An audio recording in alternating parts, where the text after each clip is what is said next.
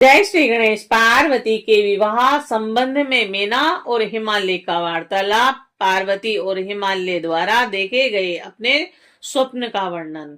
नारद जी बोले, हे विदेह, हे तात, हे शिव भक्तों में श्रेष्ठ, हे प्राज्ञ, आपने करुणा करके भगवान शिव की यह अद्भुत कथा कही और इस से मेरे मन में बहुत प्रीति बढ़ी है। हे विदेह, जब दिव्य दृष्टि वाला मैं अपने स्थान को चला गया तब हे तात क्या हुआ, आप कृपा करके बताइए। ब्रह्मा जी बोले, हे मुने, आपके स्वर्ग चले जाने पर कुछ समय बीतने पर मैना ने हिमालय के पास आकर उन्हें प्रणाम किया और तत्पश्चात पुत्री को प्राणों से भी अधिक चाहने वाली साध्वी गिरी प्रिया मैना वहां बैठकर अपने पति गिरिराज से विनय पूर्वक कहने लगी।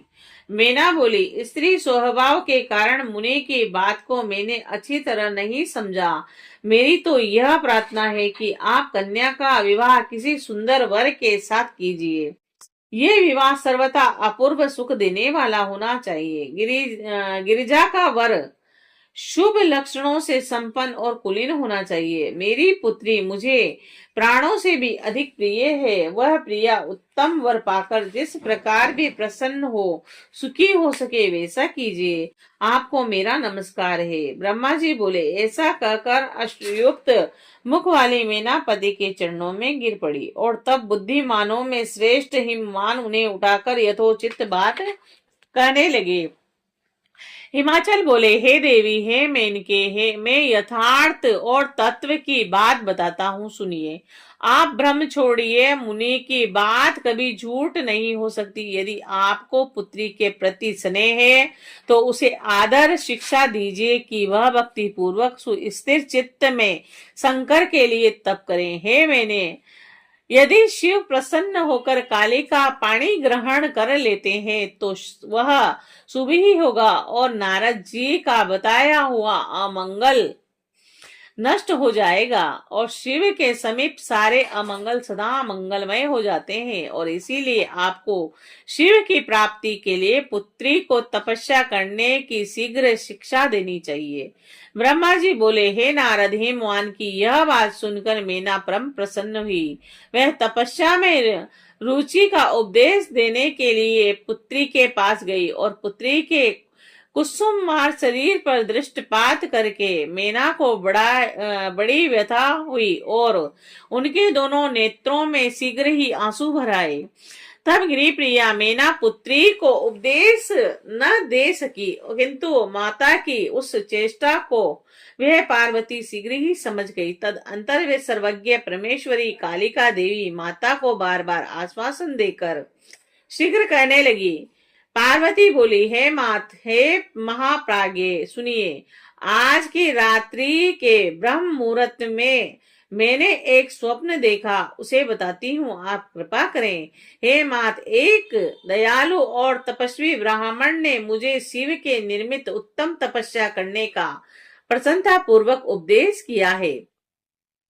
ब्रह्मा जी बोले, हे नारद, ये सुनकर मेनका ने वहां शीघ्र अपने पति को बुलाकर पुत्री के देखते हुए उस स्वप्न को पूर्ण रूप से बताया। तब मेनका से पुत्री के स्वप्न को सुनकर गिरिराज बड़े प्रसन्न हुए और वाणी से पत्नी को समझाते हुए कहने लगे।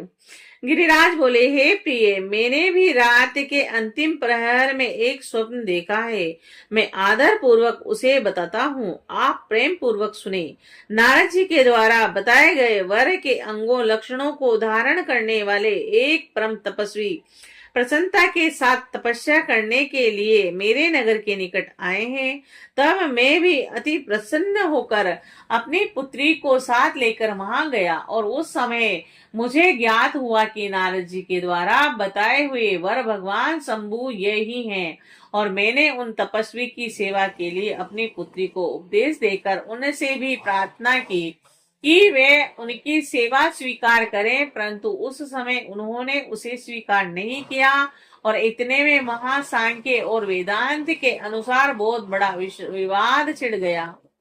तदअंतर उनकी आज्ञा से मेरी पुत्री वहीं रह गई और अपने हृदय में उन्हीं की कामना रख कर भक्ति पूर्वक उनकी सेवा करने लगी। है सुमुखी, मैंने यही स्वप्न देखा था जिसे तुम्हें बता दिया, अतः मैंने, हे प्रिय, कुछ समय तक इस स्वप्न के फल की प्रतीक्षा करनी चाहिए और इस समय यही उचित जान पड़ता है। अब आप किसी को मेरा निश्चय मत समझिए।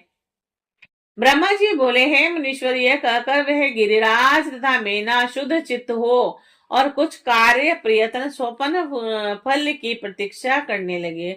और इसके अंतर अभी कुछ ही काल बीता था कि सृष्टि करता तथा सज्जनों को गति देने वाले परमेश्वर शिव जी सती के विरह से अत्यंत व्याकुल होकर सर्वत्र घूमते हुए गणों के साथ तप करने के लिए प्रेम पूर्वक वहां आए।